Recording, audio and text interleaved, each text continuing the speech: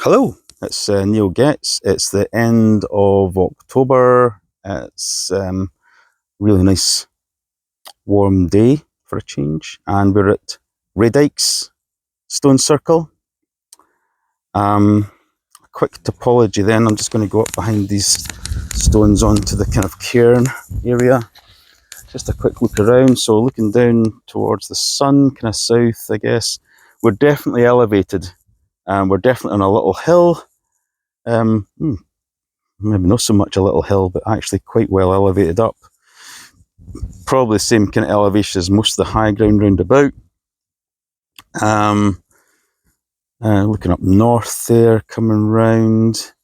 There are, just to mention, there are just off here, there's another kind of cairn, and this whole area was Roman fort. You can see the sea off in the distance, down towards kind of Stonehaven way, and back round to here, and we'll come back down. So yeah, it's a reasonably hilltop type circle.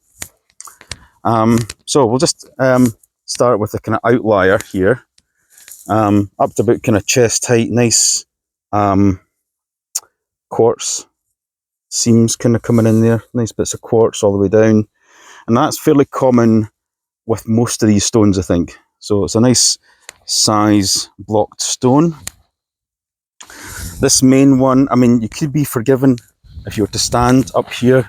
It's clearly facing south. It's clearly kind of block-like, but unlikely to be a recumbent. It's like it's a bit too thin and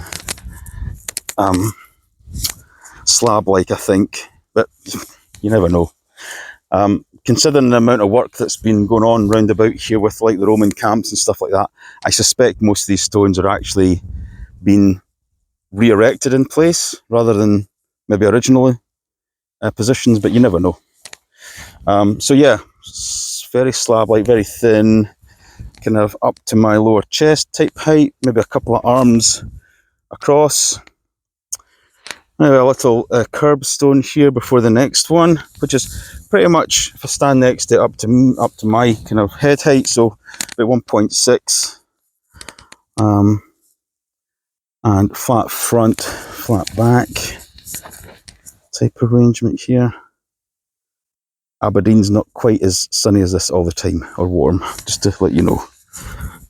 Relatively flat on. You can see where the outlier is just kind of what's that, about 3 meters away from the main circle. So that's the kind of three main standing stones, and we'll have a walk around the circle now. What looks like kind of curb stones for what would have been maybe a cairn. Evidence maybe kind of around there. There's quite a lot of gorse.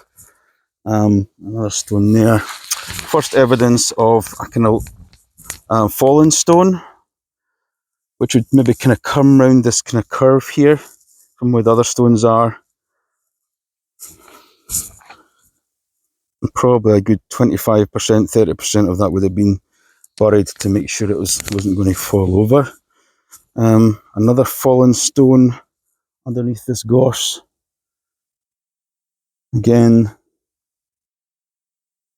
it's hard to tell. I'll have a look at the documentation to see from Canmore the original findings, if there is any, about how the stones were originally discovered and found. I'll just nip round here, past all this gorse, and there's a small stone around here. You can see the back of the cairn here.